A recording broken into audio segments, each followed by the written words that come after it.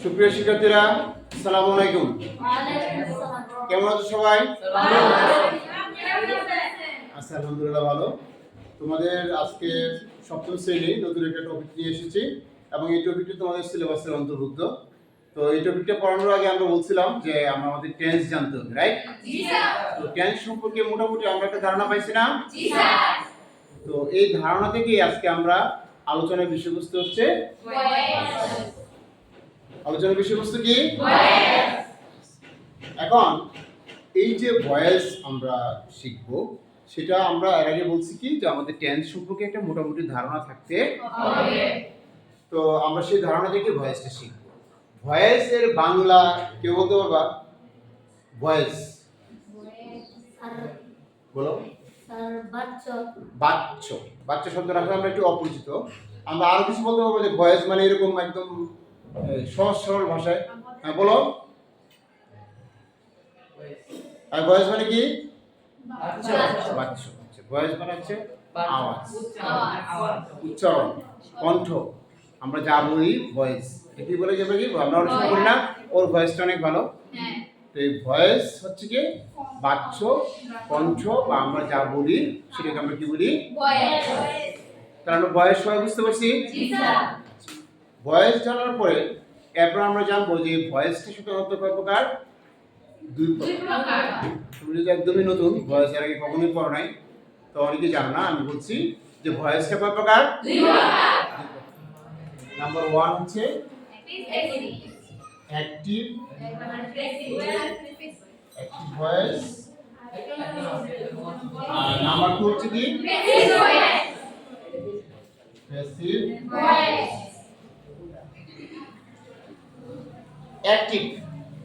Active আর কি passive. কেউ কি বলতে পারবা যে অ্যাক্টিভ মানে কি? সক্রিয়। অ্যাক্টিভ মানে কি? সক্রিয়। ধরো আমি বললাম যে আমি এই কাজটাতে অ্যাক্টিভ, মানে কি আমি এই কাজে সক্রিয়। এখন এই ভয়েসের ক্ষেত্রে অ্যাক্টিভটা আসলে কি রকম? আমরা জানি যে একটা সেন্টেন্স তৈরি করতে গেলে আমাদের কি লাগে? সাবজেক্ট লাগে, ভার্ব লাগে, অবজেক্ট। অবজেক্ট না হইলেও চলে, কিন্তু সাবজেক্ট আবার ভার্ব না হলে কিন্তু সেন্টেন্স হবেই না। সাবজেক্ট ছাড়া সেন্টেন্স তৈরি করা যাবে, কিন্তু ভার্ব ছাড়া সেন্টেন্স তৈরি করা যাবে না। তোমরা আগে বলছো যে যাই হোক, এখন এইখানে অ্যাক্টিভ ভয়েস বলতে আসলে বলতে যাচ্ছে যে সেন্টেন্সের যে সাবজেক্ট থাকবে, সাবজেক্ট মানে কি যে কাজটি করে, রাইট? ধরো আমি একটা एग्जांपल দিয়ে শুরু করি। আমি লিখলাম যে we are learning. We are learning কি বলতে লিখি? We are learning, আমরা শিখছি। We are learning English, আমরা ইংরেজি শিখছি। এখানে সেন্টেন্সটাতে কাজটা আসলে কে করছে? আমরা। কাজটা কে করছে? তার মানে আমরা এখানে অ্যাক্টিভ না? অ্যাক্টিভ না? এখন আমি বললাম যে ইংরেজি শেখা হয়।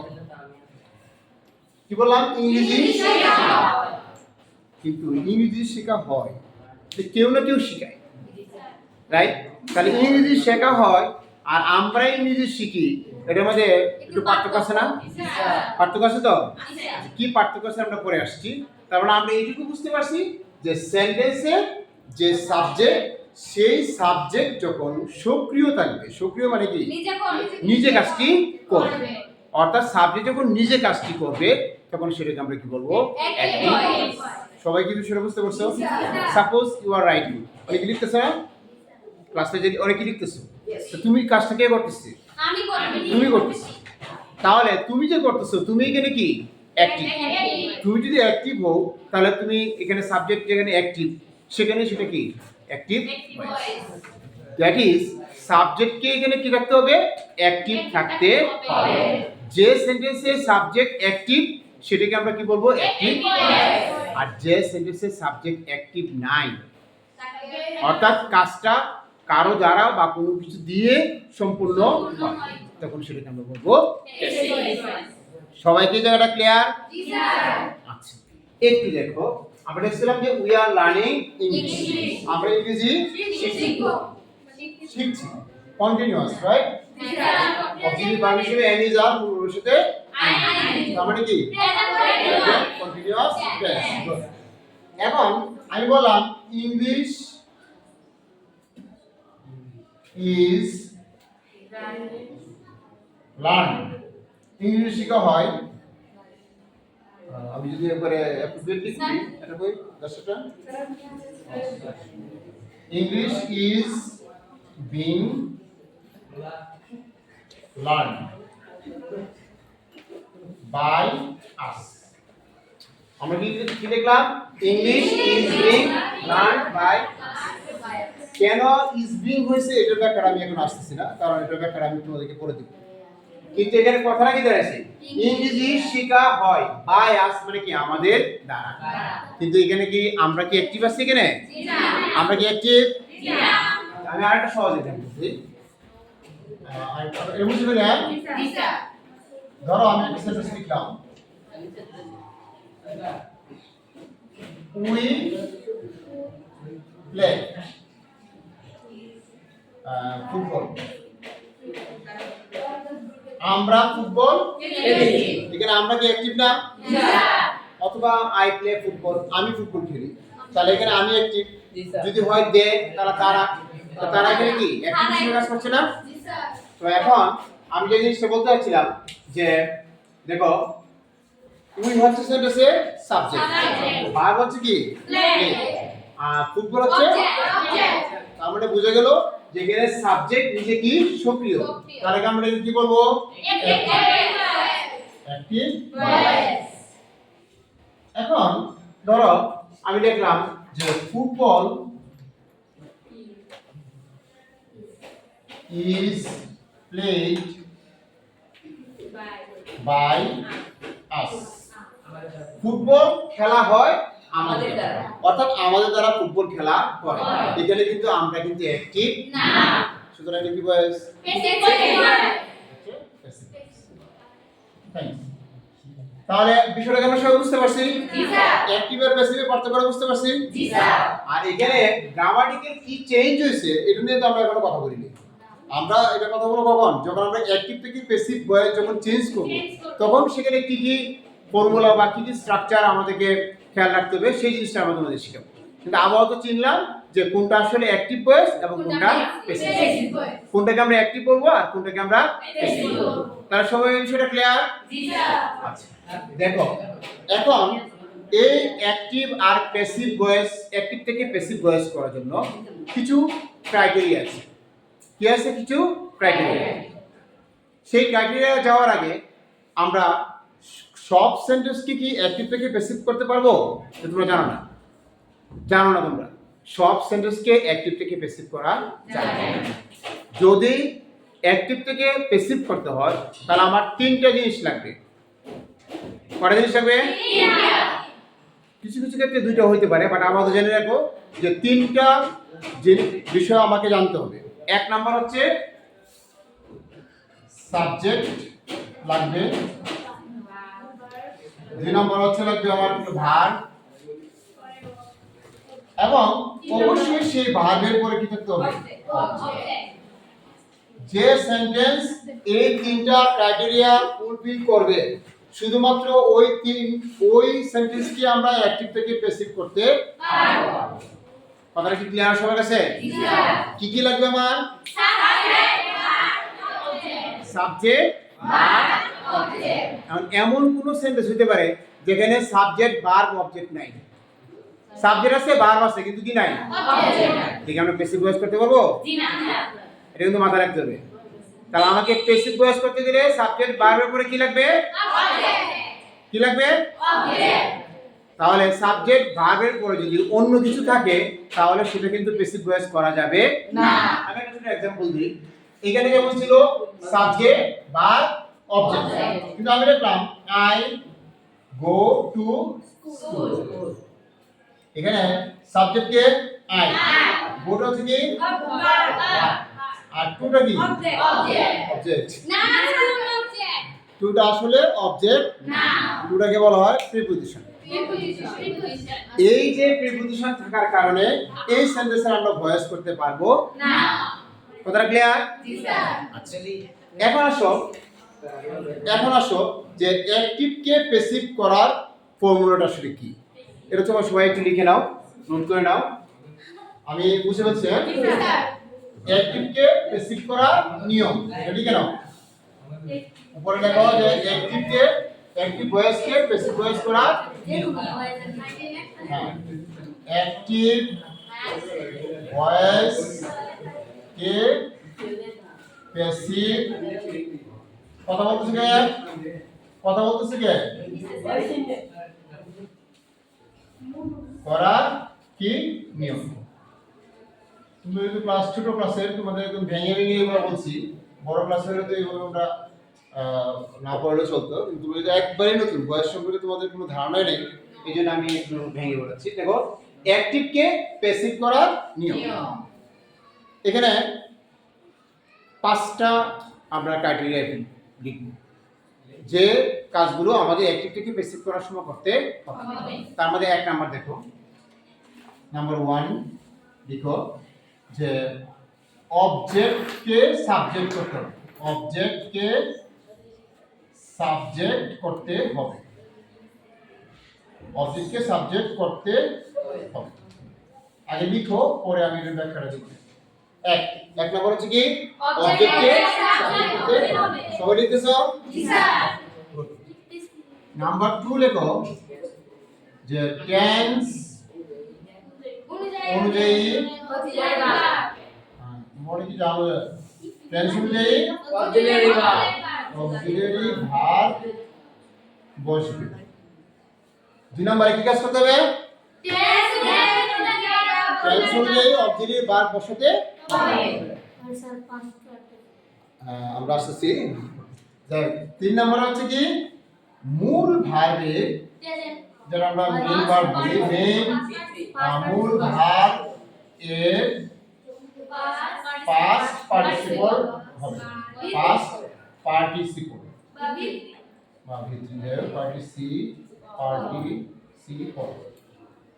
করতে হবে। মূল ভার্বের পাস্ট পার্টিসিপল করতে হবে। নাম্বার 4 এসে দেখো কি বলছে, সাধারণত, আমি কিন্তু কথাটা লিখতেছি সাধারণত, সব সময় লিখি না কিন্তু। সাধারণত মানে কি, এটা হইতেও পারে আবার কিছু কিছু না হইতে পারে। সাধারণত প্রিপজিশন হিসেবে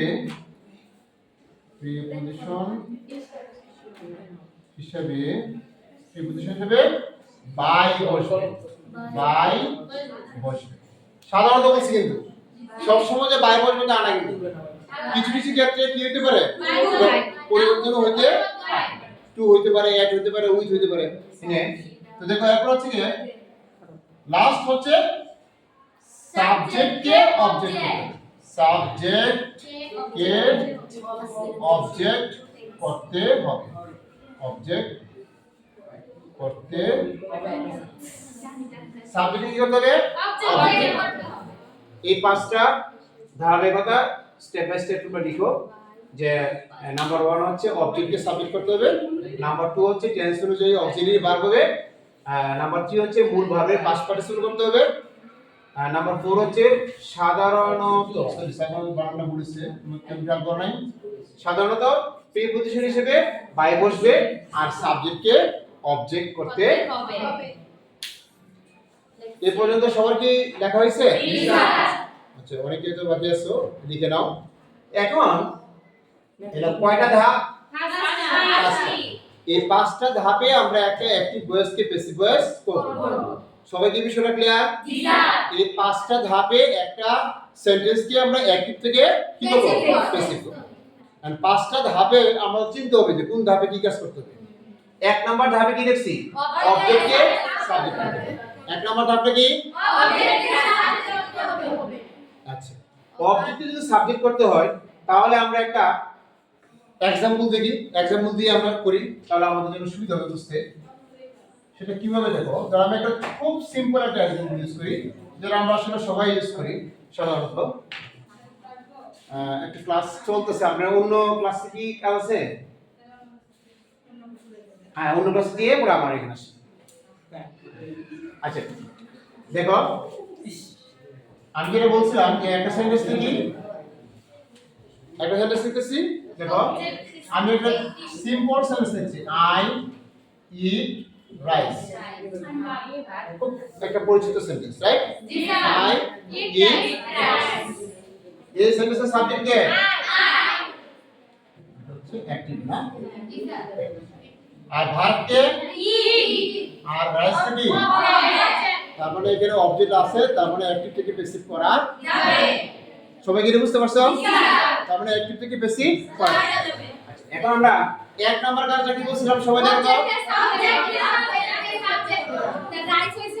রাইস হচ্ছে কি এখানে অবজেক্ট না জি না প্যাসিভ করার সময় তুমি এটাকে সামনে নিয়ে রাইস তো অবজেক্টে সাবমিট করছি জি স্যার দুই নম্বরে কি বলছি টেন্স অনুযায়ী অক্সিলারি আমরা কিন্তু এখনো শিখি নাই যে কোন টেন্সের ক্ষেত্রে কোন অক্সিলারি ভার্ব হবে ভয়েসের ক্ষেত্রে আমরা নরমালি টেন্সের ক্ষেত্রে জানি যে কোন টেন্সে কোন অক্সিলারি ভার্ব হবে কিন্তু ভয়েসের ক্ষেত্রে কিন্তু সেম না একটু ভিন্নতা আছে ওই ভিন্নতাটা কি আমরা পরে দেখায় দিব আপাতত আমরা জানি যে আমরা অবজেক্টকে সাবজেক্ট করার পরে টেন্স অনুযায়ী কি বসবে সবাই এটা ক্লিয়ার জি স্যার আমি বসাচ্ছি এটা আমি বসালাম কি কেউ যদি প্রশ্ন করো স্যার ইউজ করতে জানছেন এটার ব্যাখ্যাটা আমি এখন দিচ্ছি না এটার ব্যাখ্যাটা আমি দিচ্ছি না এটার ব্যাখ্যাটা আমি পরে দিচ্ছি ঠিক আছে আচ্ছা তারপরে 3 নম্বরে কি বলছি মূল ভার্বে কি করতে হবে তাহলে প্রথম যে কাজটা আমরা যে কথা বলতেছি প্রথম যে কাজটা আমরা সবাই সব সময় করতে হবে না এটার কোনো পরিবর্তন না দুই নাম্বার কাজটা কিন্তু টেন্স অনুযায়ী বলছি তার মানে কি তার মানে টেন্স পরিবর্তন হলে অক্সিলারি ভার্ব কি হবে পরিবর্তন কথাটা কি সবাই বুঝতে পারছো জি স্যার 3 নাম্বার কাজটা বলছি মূল ভার্বের পাস্ট পার্টিসিপল তার মানে এটাও কিন্তু সব সময় হবে আমরা ভয়েস করতে গেলে মূল ভার্বে কি করতে হবে সবাই ক্লিয়ার জি স্যার 3 নাম্বার কাজ হচ্ছে এখানে ভার্ব আছে কি ইট এর পাস্ট পার্টিসিপল ইট ইট এরপরে 4 নাম্বার বলছে কি সাধারণত প্রিপোজিশন হিসেবে বাই সাধারণত এই ক্ষেত্রে আমরা বাই বসাবো তাহলে আমরা রাইস ইজ ইটেন আমরা কি বসাবো বাই এরপরে লাস্টে কি বলছি অবজেক্ট করতে হবে সাবজেক্টে কি করতে হবে সাবজেক্ট কে আয়ের অবজেক্ট কি আয়ের অবজেক্ট কি তাহলে কি দাঁড়ালো রাইস ইজ ইটেন বাই আমাকে দ্বারা মানে খাবার খাওয়া হয় আমার দ্বারা অর্থাৎ এখানে সাবজেক্ট নিজে অ্যাক্টিভ না কিন্তু আগের সেন্টেন্সে সাবজেক্ট অ্যাক্টিভ ছিল না জি স্যার তাহলে অ্যাক্টিভ আর প্যাসিভের পার্থক্য কি সবাই ক্লিয়ার যদি ক্লিয়ার হয়ে থাকো তাহলে এই পাঁচটা ধাপে আমাদের কি করতে হবে ভয়েসটা করতে হবে এটা হচ্ছে প্রাথমিকভাবে আর কি আরো পরবর্তীতে হয়তো আরো অনেক কিছু চেঞ্জ আসবে কিন্তু আমরা প্রথমেই জানবো যে একটা সেন্টেন্সকে অ্যাক্টিভকে ভয়েসকে যদি আমরা প্যাসিভ করতে হয় কটা ধাপ করতে হবে এই পাঁচটা ধাপ সবাই একটু মনে রাখতে হবে মনে রাখতে হবে বলতে বাসায় একটু প্র্যাকটিস করতে হবে তাহলে এটা মনে হয়ে যাবে তাহলে এই পাঁচটা ধাপ আমরা সবাই শিখলাম জি স্যার এখন এখানে একটা কথা আসছে যে টেন্স অনুযায়ী অক্সিলারি ভার্ব যেটা আমি একটু আগে বলছিলাম তোমাদেরকে যে আসলে টেন্স অনুযায়ী অক্সিলারি ভার্বের বিষয়টা আমরা পরে ক্লিয়ার করছি তাহলে টেন্স অনুযায়ী বলছে আমরা টেন্স জানি করা 12টা টেন্স করা কিন্তু ভয়েস করার ক্ষেত্রে কিন্তু আমরা 9টা টেন্সের ভয়েস করতে হবে লাস্টে যে তিনটা আছে অর্থাৎ perfect continuous present perfect continuous তারপরে পাস্ট পারফেক্ট কন্টিনিউয়াস এবং ফিউচার এই ফিউচার তিনটা পারফেক্ট কন্টিনিউয়াস টেন্সের ভয়েস হয় না তাহলে আমরা করতে হবে মোট 9টা তো 9টা যদি আমরা শুরু করি তাহলে প্রথমে কোনটা শুরু করব প্রেজেন্ট ইনডিফিনিট টেন্স প্রথমে কোনটা শুরু করতে হবে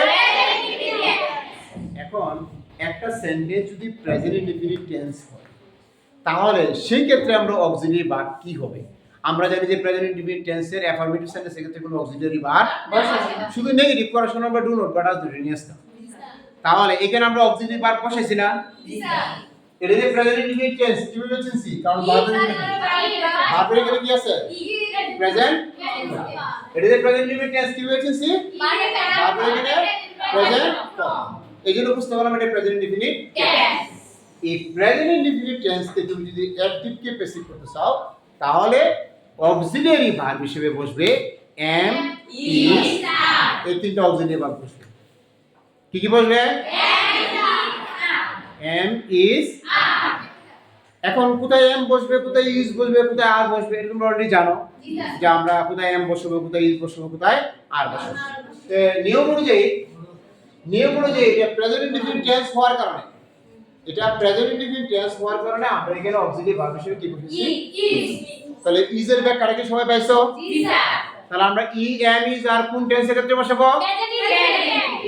প্রেজেন্ট ইনডিফিনিট টেন্স যদি কোনো সেন্টেন্স থাকে তাহলে অ্যাক্টিভ কে প্যাসিভ পড়ার সময় সাবজেক্টের পরে অক্সিলিয়ারি ভার্ব হিসেবে am is সবাই কি বিষয়টা ক্লিয়ার জি স্যার এখানে কারো কোনো ধরনের মানে সন্দেহ আছে কি বা তোমাদের কোনো কনফিউশন আছে কিনা তাহলে আমাকে প্রশ্ন করতে পারো তোমাদের যদি কোনো ধরনের কনফিউশন থাকে যে হ্যাঁ স্যার এটা বুঝি নাই বা কেন হয়েছে কিভাবে আসছে কোথা থেকে আসছে এই ধরনের কোনো কোশ্চেন থাকলে আমাকে এখন একদম ফেস টু ফেস করে ফেলো তাহলে তোমাদের যে কনফিউশন থাকে আমি ইনশাআল্লাহ চেষ্টা করব তোমাদেরকে দূর করার জন্য কারণ আমি শুধু বলছি তোমরা শুধু শুনছো হয়তো এখানে অনেক স্টুডেন্ট আছে সবাই কিন্তু বলতেছে আমি বলতেছি ইয়েস আমি বুঝতেছি আসলে কি সবাই কি বুঝতে পারে কারো না কারো কিছু ল্যাকিংস আছে সবারই এখানে মেধা এক না সুতরাং ভিন্ন ভিন্ন মেধার স্টুডেন্ট এখানে বসে আছে এখন কেউ যদি মনে করো যে স্যার আমি এই জায়গাটাতে আমার একটু প্রবলেম বা আমি বুঝতে পারি না কোথা থেকে কীভাবে আসছে হ্যাঁ অনেকে আবার আছে যখন ক্লাস করায় তখন সবাই কিন্তু বুঝতে পারে রাইট সবাই বুঝে প্রবলেমটা কোথায় হচ্ছে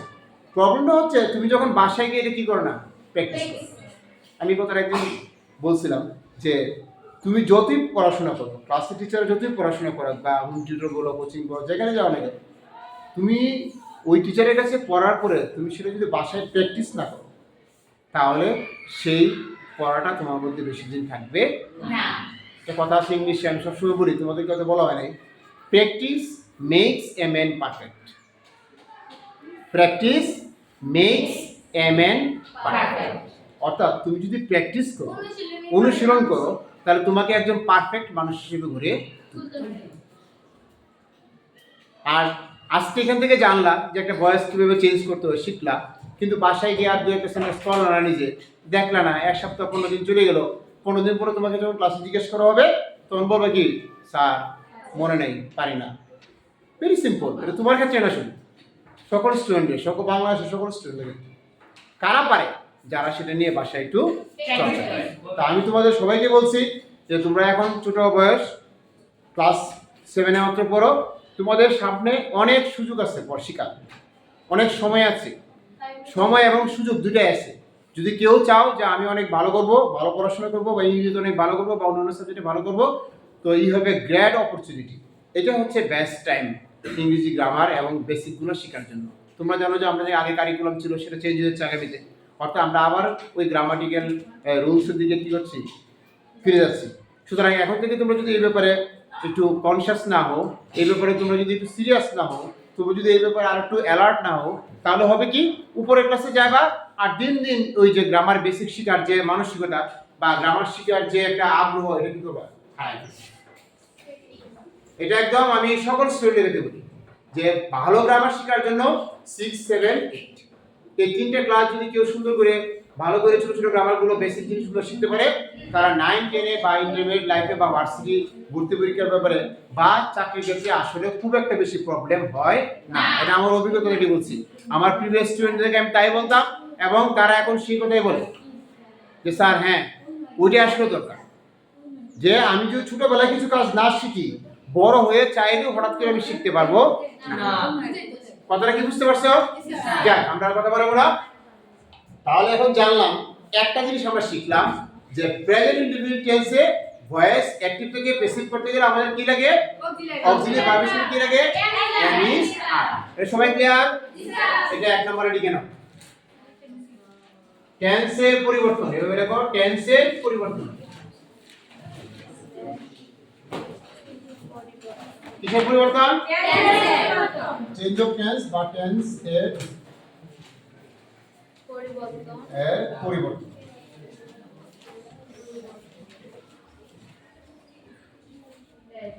টেন্সের পরিবর্তন তার মানে আমরা ভয়েস করতে গেলে কিসের জন্য করতেছি অ্যাক্টিভ থেকে প্যাসিভ অ্যাক্টিভ থেকে প্যাসিভ করার ক্ষেত্রে আমার টেন্সের কি কি পরিবর্তন আসবে?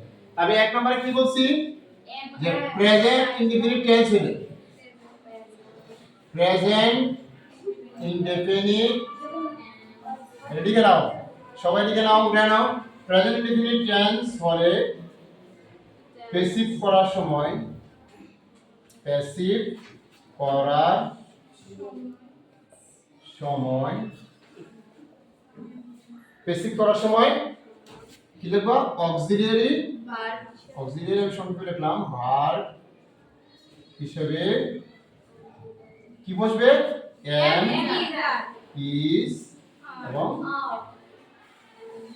আর বাকি সব ঠিক আছে, বাকি কিন্তু সব সেম, বাকি কিন্তু সব ঠিক আছে।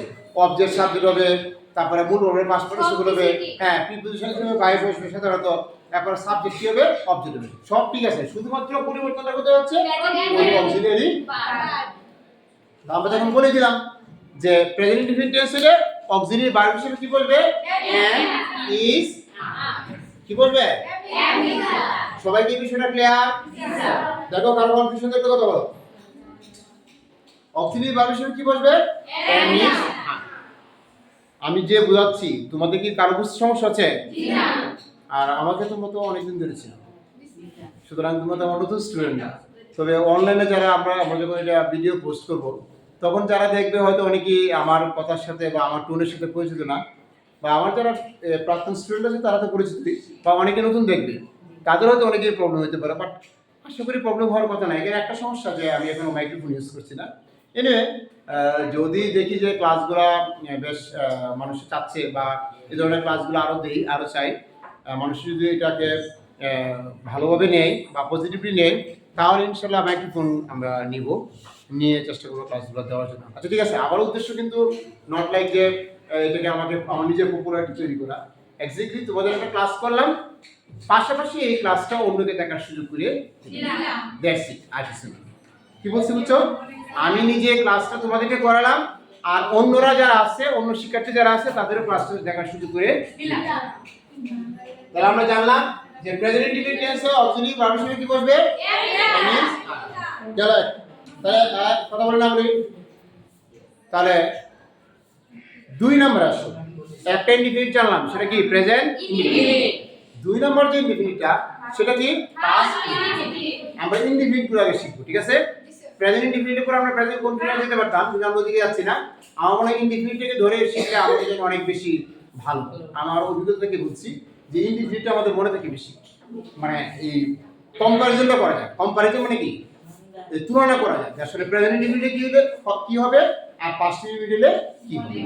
এখন দেখো 2 নম্বরে দেখো যে পাস্ট ইনডিফিনিট টেন্স হলে পাস্ট ইনডিফিনিট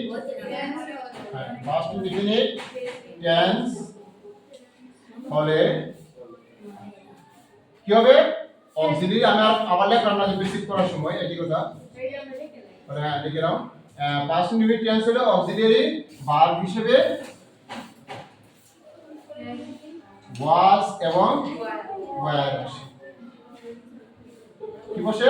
ওয়াজ অথবা ওয়্যার বসে।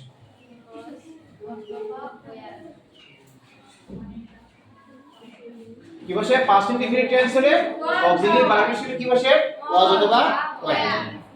অজয়, কারণ আমরা সবাই জানি যে am, is, are এর পাস্ট টেন্স কি? ওয়াজ। এটা আগে ক্লাসে বলছিলাম আমরা। জি স্যার। am, is, are এর পাস্ট টেন্স কি? ওয়াজ। এই ব্যাপারে কি সবাই ক্লিয়ার? জি স্যার। আচ্ছা ঠিক আছে, তাহলে আমরা পাস্ট ইনডিফিনিট টেন্স হলে অক্সিলিয়ারি ভার্ব হিসেবে কি বলবো? ওয়াজ। সবাই কি ক্লিয়ার? জি স্যার। কার কোনো কনফিউশন আছে? জি স্যার। তাহলে এখন দেখো যে একটু আগে যে एग्जांपल দিয়েছিলাম, আমি एग्जांपल লিখে দেওয়া আই ইটের পরিবর্তে কি লিখবো? 8 প্রাইস। I 8 price. এটা হচ্ছে আগের মতো সেন্টেন্স না? জি স্যার। শুধুমাত্র পার্থক্যটা কি? ওইখানে ছিল ইট, এখানে আছে 8, অর্থাৎ এটা প্রেজেন্ট ইনডিফিনিট, এটা কি পাস্ট ইনডিফিনিট। সবাই ক্লিয়ার? জি স্যার। পার্থক্যটা বুঝতে পারছো এখানে কি? জি স্যার। ওইখানে ছিল ইট, এখানে 8, ওইটা ছিল প্রেজেন্ট টেন্স, এটা হচ্ছে পাস্ট টেন্স। সবাই বুঝতে পারছো কি? জি স্যার। এটা কি অ্যাকটিভ না? জি স্যার। অ্যাকটিভ। প্যাসিভ করতে গেলে আমার আগের মতই অবজেক্ট কি হবে সাবজেক্ট রাইস রাইসই থাকবে রাইসের সাবজেক্ট অবজেক্ট হলো রাইসের সাবজেক্ট রাইসি তারপরে আগে বলছিলাম এম ইজ আর এমন কি বসাবো তাহলে রাইস সাথে কি বসাবো ওয়াজ রাইস ওয়াজ ইটেন না মূল হবে তো পাস পার্টিসিপল হবে বাই মি দেখো তো এখানে কার অবস্থা সমস্যা আছে কিনা এখানে কার অবস্থা সমস্যা আছে শুধুমাত্র অক্সিলারি ভার্বটা দিয়েছে শুধুমাত্র কি পরিবর্তন হয়েছে সবাই কি এখানে ক্লিয়ার জি স্যার ফিউচার ইনডিপেন্ডেন্টে পড়ে আমরা আজকে ক্লাস শেষ করব সবাই যে উঠে স্যার বলো সব শব্দ ইজ বলবে না অন্য শব্দ হ্যাঁ অন্য ভার্ব হইতে পারে যেমন আমি একটা एग्जांपल দিই তোমাকে তুমি যদি প্রশ্ন করছো গুড দেখো সব শব্দে ইজ হবে না আমি অন্য একটা ভার্ব দিয়ে করি ধরো হি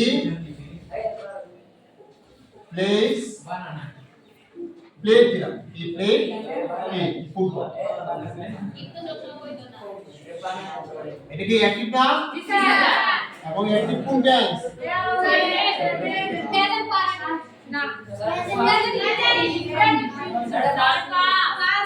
পাস্ট এত কনফিউশন হয়ে যাবে প্রেজেন্ট পাস্ট সবগুলো বলছে কনফিউশন হলো একটা বলতে হবে তারপর ভুল হলে সেটা তোমাকে ঠিক করে দিতে হবে বসো এটা পাস্ট টেন্স কেন বলো তো ইডি আছে না তাহলে পাস্ট ফর্ম আছে তাহলে পাস্ট টেন্স না তাহলে প্লে পাস্ট টেন্স কি প্লেড বুঝতে পারছো তাহলে এখানে অবজেক্ট কে ফুটবল আমি যদি বেসিক করি তাহলে কি লিখব আমরা ফুটবল যেহেতু পাস্ট টেন্স তাহলে কি বসাবো প্লেডের পাস্ট পার্টিসিপল প্লেডই প্লেডের পাস্ট পার্টিসিপল কি প্লেড তাহলে football was played by here object কি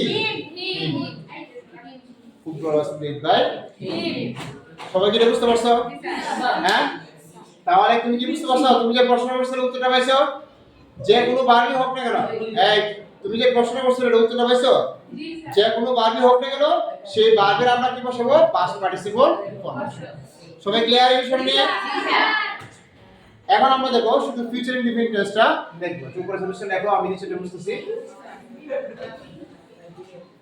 কথা না বলি সবাই একটু অ্যাটেনশন দেই কারো কোনো প্রশ্ন থাকলে প্রশ্ন করি কিন্তু প্রশ্ন তৈরি হবে তোমাদের মধ্যে প্রশ্ন আমাকে জিজ্ঞেস করবা আমি তোমাদেরকে উত্তর দেওয়ার চেষ্টা করব আর এই প্রশ্নগুলো তৈরি হলে হয় কি তোমার মনের মধ্যে প্রশ্ন তৈরি হলো মানে কি তুমি জিনিসটা বুঝতে পারছো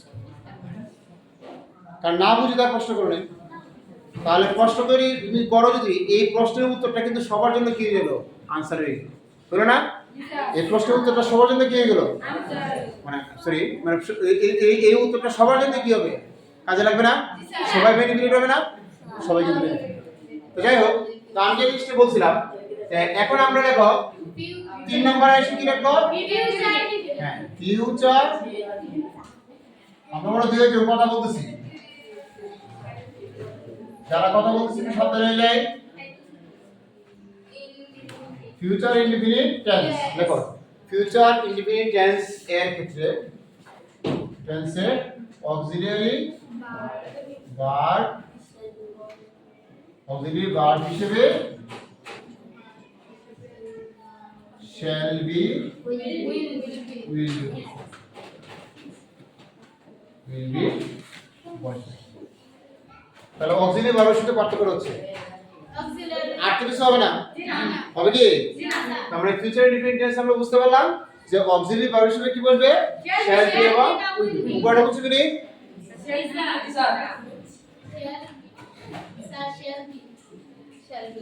shall be এটা একবার লিখে ফেলছি কি যাই হোক আমি আলাদা না স্যার বি দিছেন এটা বুঝি এটা এখানে একবার লিখে ফেলছি shall be will be তাহলে আগের মতো সেম শুধু খালি অক্সিলিয়ারি ভার্বটা পরিবর্তন হবে দেখো আমি যদি দেখি যে আচ্ছা এটা বড় উপরে লিখি we will finish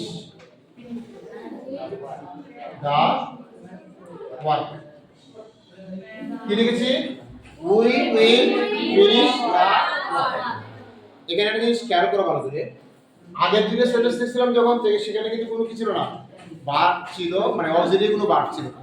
কিন্তু ফিউচার ইনডিফিনিট টেন্স থেকে কি শুরু হয়েছে? অক্সিলারি সাবজেক্ট কে, অক্সিলারি ভার্ব কে, মূল ভার্ব কে, আর অবজেক্ট কে।